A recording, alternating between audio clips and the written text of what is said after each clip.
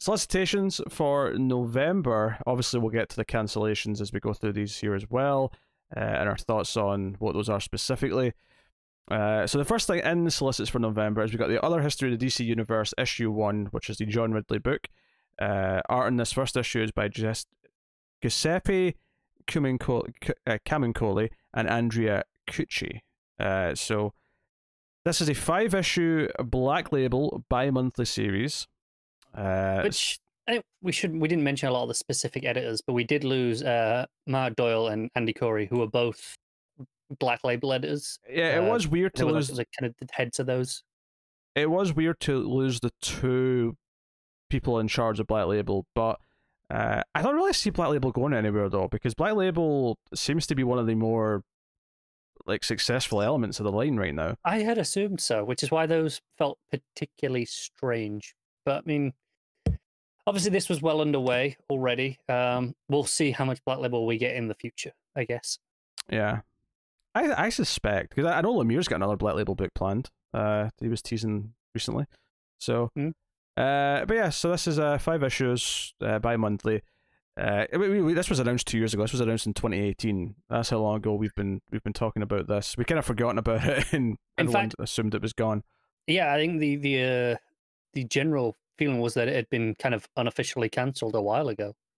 Which makes it very interesting to announce its existence the day after all of that, like, you know, fear and, you know, oh, everything's ending. So I mean, I guess get the victories where you can take them. But yeah, so this is a series of stories and perspectives of people in the DC universe, specifically people of color. There's the first issue, I assume, is Black Lightning related because he's the one on the cover. It is, yes. Yeah. But we have future stories on Katana and others. So Montoya's one. Yeah, there you go. So super interesting. Looking forward to checking this out, especially since Ridley's going to go on to do some, the Batman books. So we'll see, what he's like in a comic. Obviously, he's written some movies and things like that. 12 Years a Slave being one of the most notable ones. So we'll see how that is. I think a comic before. I'm sure he has. He probably, maybe he has, but I'm unaware of it. Yeah, The American Way. That's what it was. Also published by DC. Oh, there you go. And also The Razor's Edge Warblade from DC. Then next up, we have a one-shot Punchline Special Issue 1, clearly tying into Joker War, or maybe a fallout of Joker War. Spinning out of the pages of Joker War. Yeah. So James Tynion IV and Sam Johns are writing, with Mirka and Dolfo on the art. So yeah, I'm fine with this. I saw some people being really kind of salty about this on Twitter because, like, oh, all these books with these characters we love are being cancelled and Punchline's getting a one-shot. And I'm like, yeah, it's a one-shot tying into things. Like, we're always going to get these one-shots for various characters. I think I'm a little... Not that I think this is because of the characters that we've lost. It's unrelated.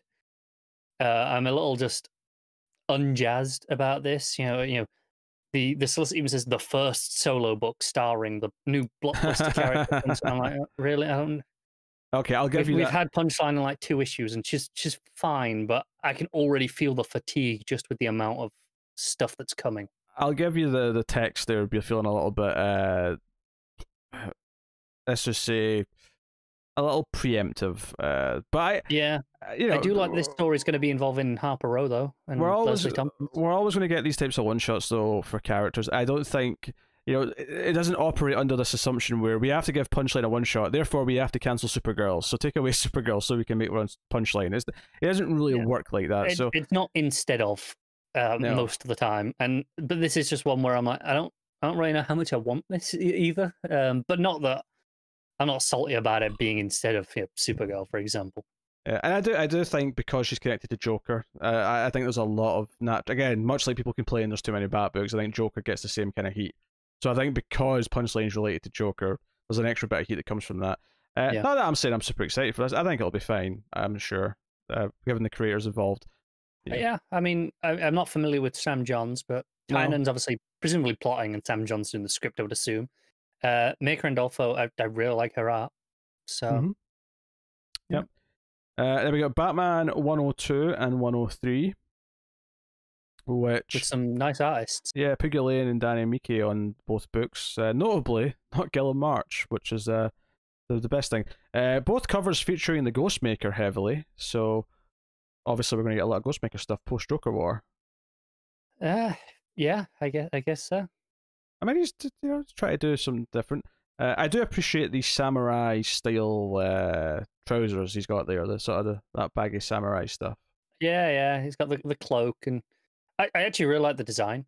I like him being all in white as opposed to the black. I think it looks good. That's interesting. Then we have some of these one shots, which I think we mentioned last week. We mentioned these two, yeah. Tales from the Dark Multiverse, Batman Hush issue 1, and Tales from the Dark Multiverse, Flashpoint issue 1.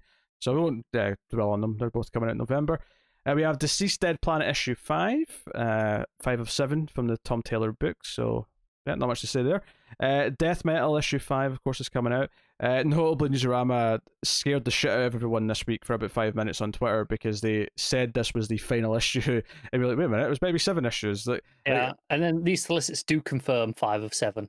Well, even before that, like Newsarama took down their article and deleted their tweet and reworded it. Good. So even before the solicits, we knew it was a mistake. It was just them making a boo-boo. But so you got that. You got a couple of other one-shots to go along with this. You get Death Metal, The Multiverse Who Laughs, issue 1. I'll admit that title makes me wince a little bit. It's a bit stupid. But there's the creative team on it is kind of not bad. Well, at least on the writers. Well, you say creative team. It's another one of these anthology style. Yeah. So we have a whole lot of short stories coming in this, seemingly. We got Amanda Conner, notably Patton Oswalt is in there. Jimmy Palmiotti, Scott Snyder, Brandon Thomas, James Taylor IV, and Joshua Williamson. With art by Chad Hardin and others. I'm assuming a lot more others. Yeah, Chad Hardin, I assume his story as well is with Conner and Palmiotti because he worked a lot with them on their Harley Quinn run. Yeah, it's just funny. They gave us like 8 writers and then this one artist and more. Yeah. There's going to be a lot more. And then we got Death Metal Infinite Hours Extreme, which has Lobo on the front cover. Yeah. Oh, we should probably mention what these are in general. Like that last one, just the basic premise. It mentions that the Batman Who Laughs with his new powers has created a collection of 52 evil worlds, and this is just a look at some of them. Not super stoked by the concept of it. Some of these one shots are more exciting than others. I'm less excited after the one we had last week too. I actually wasn't. I was actually kind of positive on that one shot, to be honest. It was fine. I'm like, I don't need 12 of these. I still don't like the concept of this one though. I was surprisingly into that last one though, including the Riley Rusmo one, which is the most surprising part. And then this second one here, Infinite Hour Extreme, Frank Thierry, Becky Cloonan, and others writing with Dale Eaglesham and others on art. So this one sounds like it's less of an anthology, more of just a longer story. So again, both $6, both 48 pages. I think it's still an anthology. It's Lobo telling stories. Okay. Then we have Justice League 56 and 57, both still metal tie-ins. So I think it's the last of the metal tie-ins, or at least the last of this arc of metal tie-ins, unless there's more to come after, which who knows. Then we have Sweet Tooth, The Return, issue 1. Jeff Lemire's coming back for a 6-issue mini, following up his 40-issue run on Sweet Tooth.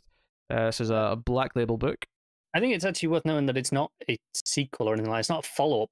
He's describing it as a reimagining of the Sweet Tooth mythology. Oh, I just meant follow-up in the sense that he's returning to Sweet Tooth. I didn't mean anything about the actual... I know what you meant, but I think just for people listening. Yeah. Strange Adventures Director's Cut issue 1 for people who buy director's cuts of books. I assume means we might not be getting an issue this month. There's not one in the solicits, no. Yeah, that'll be why. So instead of just having a complete skip month, they'll throw this out instead. But people like these, so... Yeah, it's a shame because they had that extra time because of the shutdown to get ahead. So I would have hoped that we wouldn't have any skip months because of that. But here we are.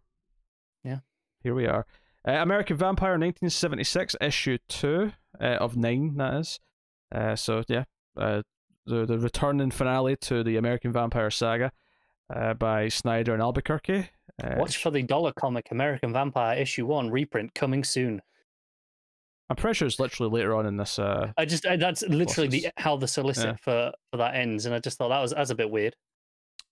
We have Batman White Knight Presents Harley Quinn issue 2. I'm going to be honest, I completely forgot this existed. I forgot that issue 1 was in the last Solicits. I got to this and went, wait, what? What's this? I was like, I've kind of just chosen to ignore all of these and just been like, well, forget all about them. So that's kind of weird. But yeah, so that's coming out in November. And then we have Rorschach issue 2, of course. The other Tom King Prestige 12-issue book. Maybe that's why they feel they can take a month off. Is we've got 2 of these going now, so one can take a month off here or there because the other one's going. Maybe that's their logic. And then we got Wonder Woman 766 and 767. What a cover that is for 766 that they're showing. Very pretty, yeah. We got it's a Middleton cover. Sorry, it's a Marquez cover, sorry. The variants by Middleton. Variants by Middleton, yeah. Yeah. It's gorgeous, though, that one. It is. So you got, obviously, Tamaki still on both issues. Steve Pugh's on the art of the first one, and then the second one is Rafa Sandoval and Jordi Tarragona. So, yeah, well, obviously, we could have Yannon on every issue, so it'll be interesting to see how the second arc deals with this. So, curious. We got a couple of those young adult graphic novels next. Yeah, I noticed that the House of L one is written by Claudia Gray, who has written one of my favorite Star Wars books in recent years. So I'm actually very excited for this one. So it'll probably be trash, is what you're saying. Hey, she did a phenomenal retelling of Romeo and Juliet in the Star Wars universe, and it's fantastic. It's called Lost Stars. Everyone should go check it out. Forget probably. It's definitely going to be trash. Shakespeare mixed with Star Wars is like my hellish nightmare come to life. It really is, isn't it, for you? House of L book 1, The Shadow Threat is the name of that one. Then we also have We Found a Monster, which... Yeah, what is this? I think Kirk Scruggs, who's done this, I think he did that Swamp Thing, like the Spiral Diary one, where it was kind of like a kid's book sort of thing. Okay. I remember that one being a thing. Is this completely original characters? Because I looked at the cover and went, wait, I don't recognize anything on this cover. I think it is. Yeah, this is all original characters. Yeah. Frankenstein, a werewolf. Yeah. I mean, those in particular are original, but you know what I mean. Like, there's no DC characters in here. Right. There's an umbrella with a face on it. That's kind of cool. Yeah, sure. So there you go. There we have Action Comics 1027, and John Romita Jr.'s Reign of Terror will just never end, apparently. He's on it till Bendis ends. You know that now, right? Just accept that, and then you will stop being disappointed every single month. Nope, I'm going to be disappointed every single month. And the worst part is that they're giving me a Gary Frank variant, apparently, which... Yeah, I can't see it yet, but I'm sure it's phenomenal. I'm sure it's great, which is just going to hurt me. But, I mean, Klaus Jansson's also on art, but it doesn't matter. He has been the whole time, right? He works with Romita and does a lot of stuff with him, I think. I don't know if he's been on every issue, but regardless, it's JRJR. I'm upset about it. So there's a lot of Super Family characters popping up in this issue, apparently, which is cool, but they're all going to be drawn by him, so it almost doesn't matter. They're all going to be butchered. Superman 27, more Bendis Superman, not much to say. Aquaman 65, of course, is somewhat notable. It does not say final issue, so it's worth mentioning this may not actually be cancelled, but it is the end of Kelly Sue DeConnick's run, which we actually kind of had hints for last month as well. So I would expect this probably will get cancelled. I'm surprised it isn't the final issue. I would suspect it's actually an error that it's not, for two reasons. I mean, it says here, a finale that'll amaze you, which implies... So it's definitely the end of the story, which we knew anyway. But more on just what Kelly Sue said, because people are obviously asking about this on Twitter. So I'll just address it here. Her story was not cancelled. She finished. She'd actually planned to finish a little while ago. And the reason we actually have the 2-issue fill-in that we've got at the minute is basically when the shutdown all happened and she was stuck at home with the kids and they're not at school, and she couldn't get enough work done and fell behind. And DC graciously found someone to do a fill-in and let her finish the story a few months later than she had planned. But she said her only regret is that there's no one for her to pass the torch on to, which implies to me that there isn't another team starting right after. When did she start? It was around 50, wasn't it? It was just after 50, I think. So yeah, so ultimately then, if you take out those fill-ins, it would have been about a 12-issue run then. Yeah, give or take. Yeah, Which is actually, it feels like it's been longer than that. it feels a lot longer. Yeah, because it feels like, In a good way though, not in a bad way. I think it's because it'll be like 3 or 4 full arcs. Because we had the island, the old god stuff, and then we had the the Amnesty Bay bit, and then we had the bit with Mecha Manta, and kind of at the end of that, and then we've had all the in Atlantis stuff. Yeah, maybe It's more. felt like quite a lot. Maybe it's been longer, but Yeah, weird. But regardless, yeah, because it was like 53 or 54, isn't it? I thought it was as well. So there's something off here with the number. Anyway, doesn't matter. So obviously we've been enjoying the run though. It's sad to see it end. Aquaman's a sort of character, unfortunately, that I don't think sells as well. Certainly not as the big characters. So I mean, maybe he will be a casualty. I mean, he went a long time without a book before the New 52. You know, it was Jeff Johns who kind of gave him the podium to stand on and say, hey, he can anchor his own book, and you know he has done for almost 10 years. But I can totally see Aquaman not having a solo book after whatever comes next. I totally can. It's a shame, but and I think it would be a shame given the state of where they're leaving it. You know, with the child and the marriage, you know, everything kind of at the moment. Yeah. Batman Beyond 49, not a final issue. That book just keeps going. Of all the things to keep going. All the things. Batman's Grave issue 12, so that's wrapping up its 12-issue story. We have Batman Superman 14, which, you know, I kind of expect this to go relatively young. I don't expect this to last super long. But it depends. It might actually sell fairly well just based on the name. It might, yeah. But I've been enjoying that book though, so it's not a complaint by any means. Yeah. You got Batman: The Adventure Continues issue 6, more of those animated universe continuations. Same with the Batman DC Classics, the Batman Adventures issue 6, which I assume, is that a reprint or is that just a reprint? Yeah. We got Catwoman 27 with the new team. I like that cover actually with the truck or the van. It's a very nice Joel Jones cover. Got Detective Comics 1030 and 1031. Tomasi. Oh man, look at the art. Bilkis Evely. You know, I have been constantly mildly tempted to go back and just sort of catch up with Detective when I'm in the mood to read some comics. And then you tell me you got art, but usually I'm like, oh man, that's so nice. But then that's more Bat books, and then I'm playing into we're supporting too many Bat books nonsense. You are, and then we're just terrible people. The Dreaming Waking Hours issue 4. We got The Flash 765 and 766. We have Kevin Schnick on writing. Sorry, was that the same writer as the last 2 issues? I can't remember. It was so forgettable. It is. I will say I might expect another team the following month though, maybe to be announced at Fandom, because it does say in the final showdown with Dr. Alchemy in the what is the 4th issue of this. Maybe 767 is going to be the start of whoever the new run is. Very possible. I could see it. I could see whoever's taking it. We got Green Lantern season 2 issue 9, Hawkman issue 29, which is the final issue of Hawkman, and I am fuming about this given the ending of this last issue. I mean, I'll talk about it more when we get there, but the last 2 pages or page tease of this last issue, I'm like, God damn it, I want a whole another 24 issue run from this point right now. Bastards. Honestly, Hawkman being the level he is, character-wise, kind of in that similar, but probably lesser so to Aquaman in terms of popularity. 29 issues ain't a bad run for him these days. No, when so many characters can't even sustain like 12-issue books now. I agree, it's not bad, and it's not even necessarily that surprising, but it hurts. This is one of those books that me and Matt have been saying, this has been one of the best books DC have been publishing for the last 2.5 years.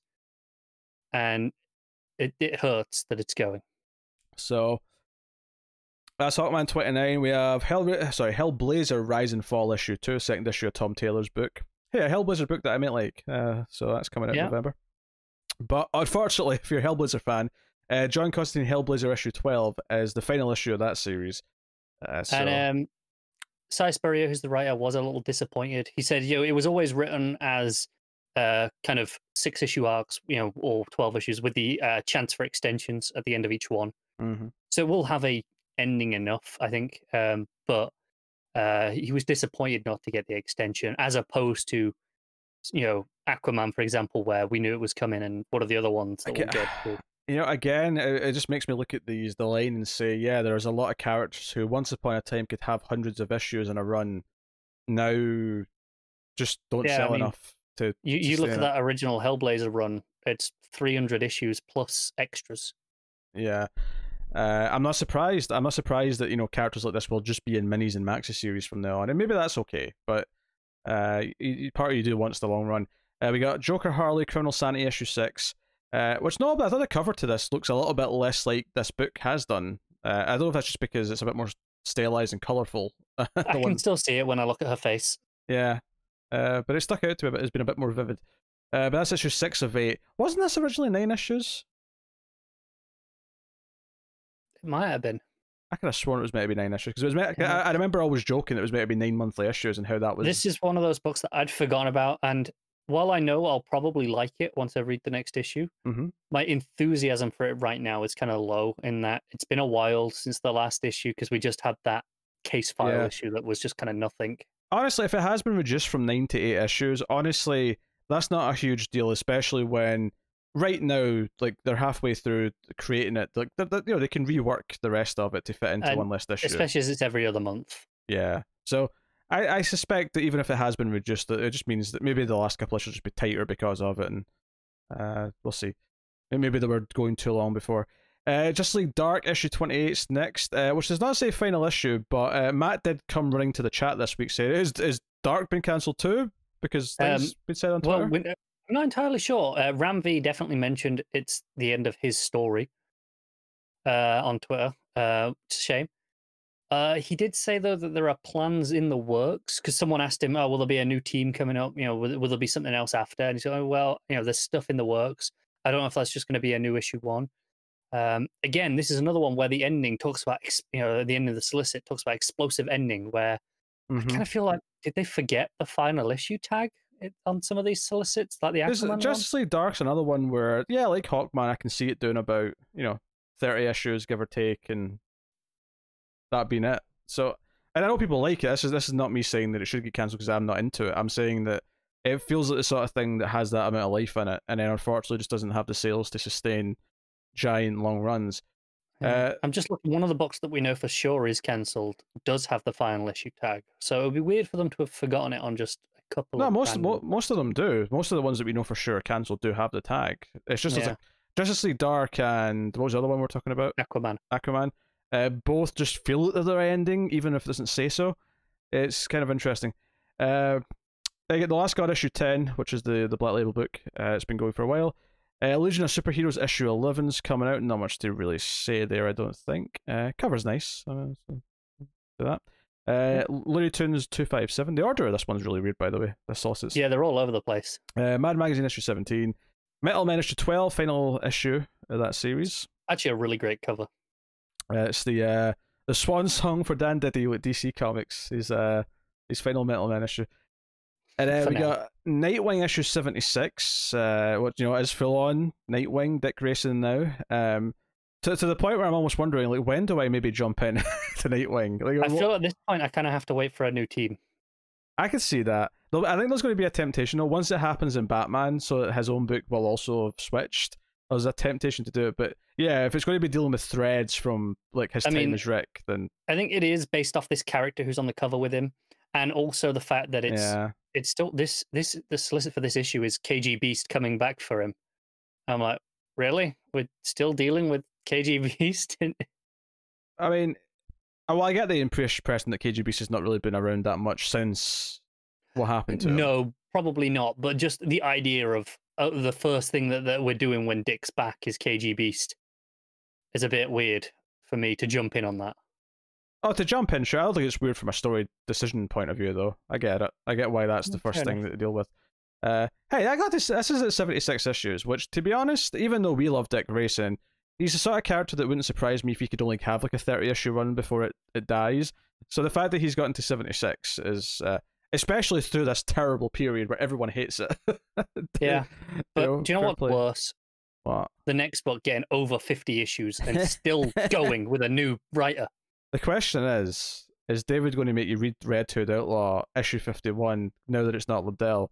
Now that it's Sean Martin Burra. Martinborough? Yeah, Martinborough. Yeah. I second guess myself. Do I say it like I would say? It's because there's no extra O between the B and the R. Yeah. So it's just Martinborough. Martinborough. Yeah, there you go. Yeah. I went into Scottish mode there. I was like, I don't know if it is, though. I don't know if I should go into Scottish mode for this. I have no idea who this writer is. Not familiar at all. Nor me. Tony Akins is on the art. Tony Akins is okay. He's not bad. I'm mostly familiar with him from filling in on Wonder Woman for Cliff Chiang, and a little unfair because a lot of people can't stand up to Cliff Chiang, but he's not bad. And then a really nice Dan Mora cover. Yeah, so look forward to maybe Connor reading that if David makes him. Hey, maybe you'll want to read it. You never know. This could be a solid 10 out of 10.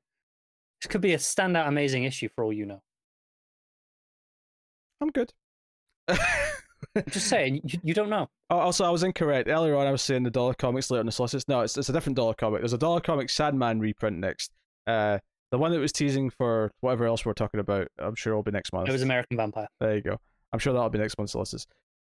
Suicide Squad issue 11, which is the final issue. This is the one that hurts the most. I mean, maybe not. I mean, maybe you care about Hawkman more, but this was the one out of when they announced the list, because I'll just, Teen Titans' final issue, Young Justice is a final Justice.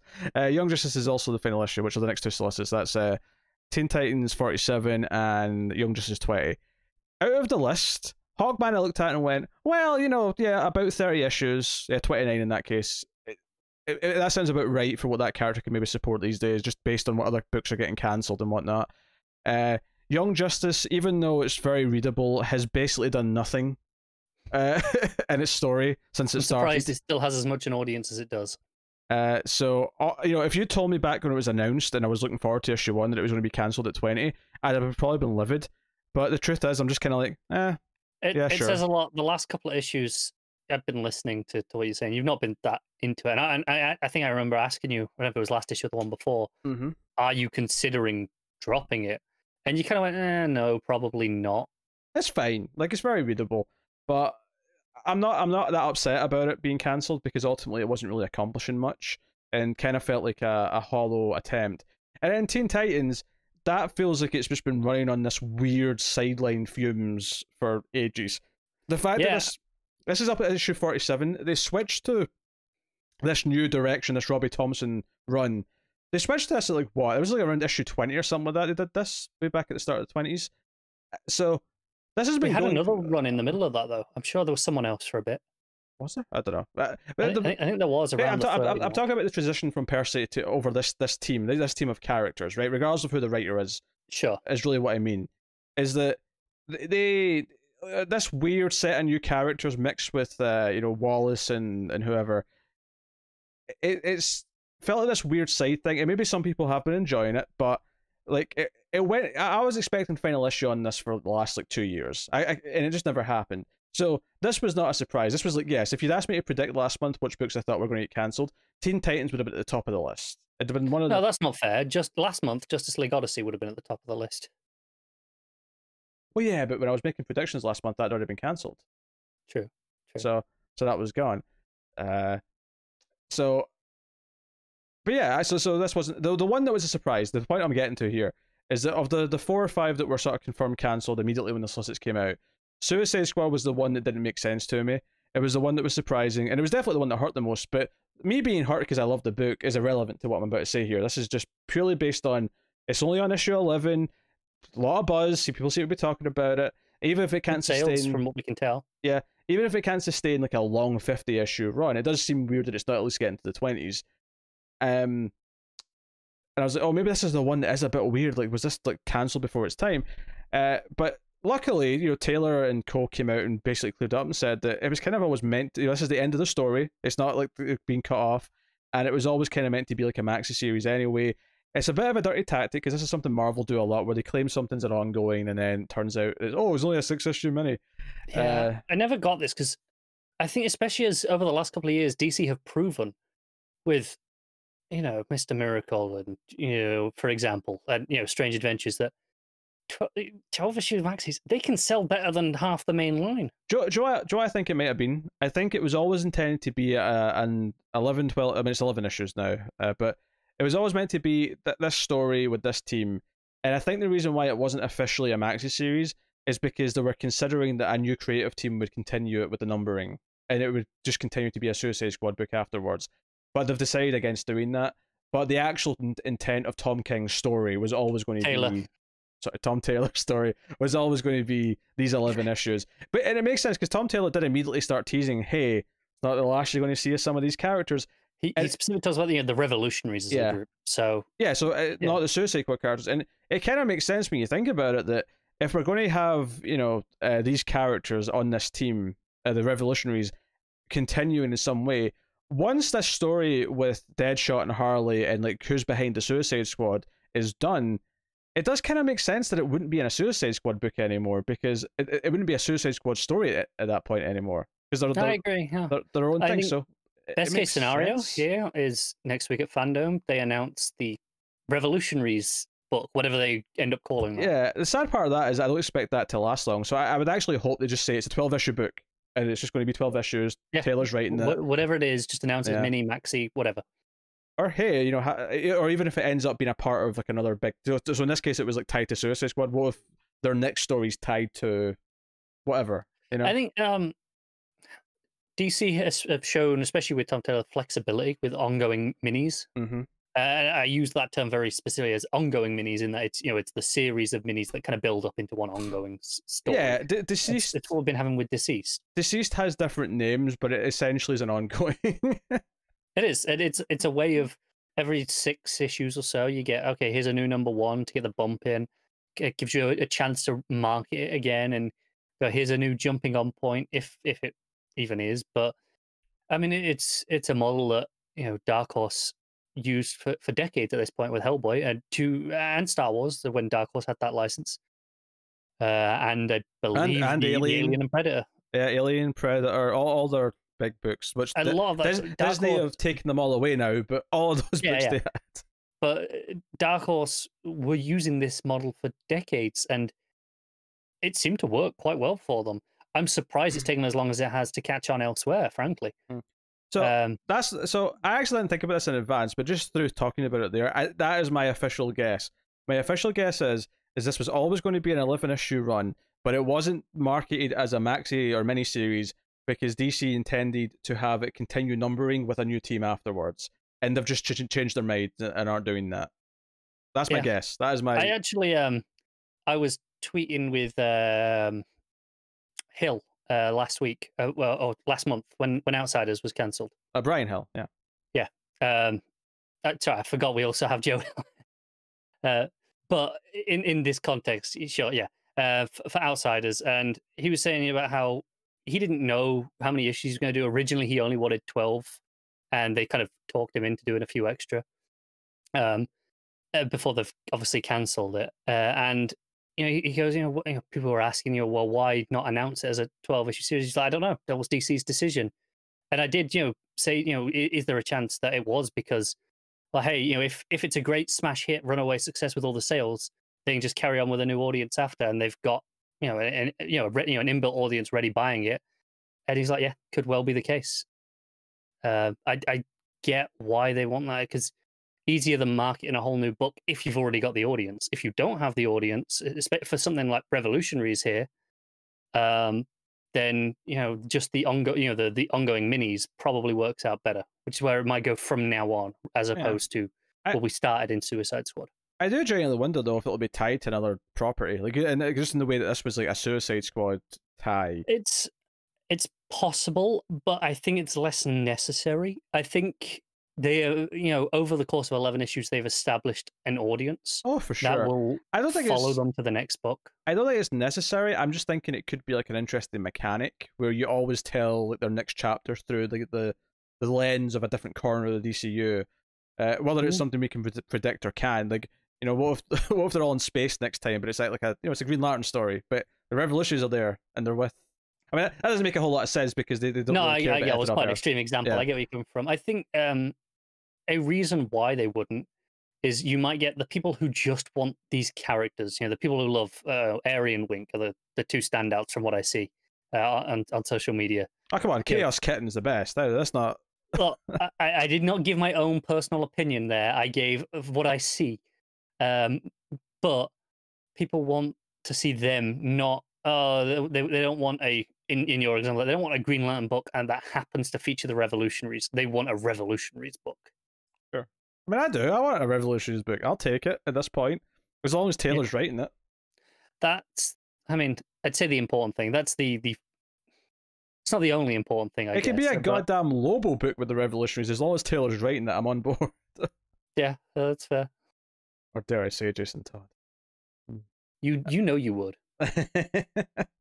So, yeah. So that is my official guess. I didn't realize I'd have such a strong opinion as to why it's worked out this way, rather than it being a mischievous thing where they didn't want it to tell us. Because I think DC haven't really had a history of trying to deceive us with, you know, is this a mini or an ongoing? I think it was about having the option of continuing, but of course things have changed since then, or they've just decided not to for, you know, whatever reason.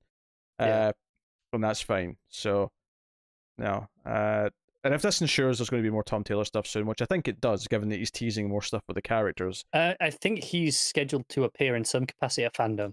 So yeah, so hopefully we'll get a slew of announcements. It's one of these things where, like, immediately they announced the other history of DCU, and they announced, you know, more fandom panels and stuff. Honestly, I think. Let me finish. I think if next week, and it won't be next week on the podcast because fandom starts when we record. But so in 2 weeks in the podcast, if we sit here and we have like 10 new books to talk about, all of a sudden all the fear mongering from the last few days is going to look a little silly. Not completely silly, because there are still long-term effects that could very much be a problem, but all of the instant, everything's burning down, all of a sudden just feels stupid. Anyway, what were you going to say? I'll just say, I think the only reason we got other history of the DCU announced, you know, when we did, is because Solicits, it was coming out in November. If they could have got away with waiting to Fandom, they'd have just started with all those announcements, I'm sure. Yeah. I suspect the December Solicits is going to be quite interesting, although maybe not at the time, because most of the interesting stuff we'll already know about from Fandom, I suspect. I'm not even sure how much of the Fandom announcements will be coming in December. They might not be till January, February, and we're just announcing them at Fandom because it's the big event. Very possibly. And of course, there's a chance that we'll come out next week and have like almost no comic book news. It's all movie and TV stuff. In fact, that was one of the other things that we didn't really mention, is that there was people like speculating when all this announcements were happening on Monday that could Fandom even happen now? And of course it can. I mean, first of all, 90% of it's movie and TV related, and that ain't changing. Like, all those movies and TV shows are still happening, even if the comic books all tank.